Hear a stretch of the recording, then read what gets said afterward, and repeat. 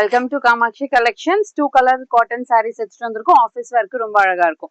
Royal blue and dark violet shade இருக்கு. ஒரு ரெண்டுமே ஓப்பன் பண்ணி காட்டுறேன். இது பிரைஸ் பாத்தீங்கன்னா உங்களுக்கு 700 இருக்கு. இப்போ ஃபிளாட் 200 rupees டிஸ்கவுண்ட் இருக்கு. ஹோல் சாரியே பிளெயினா வரும். Upside you have a small border, downside you have a big border. Plain saree, rich pallu.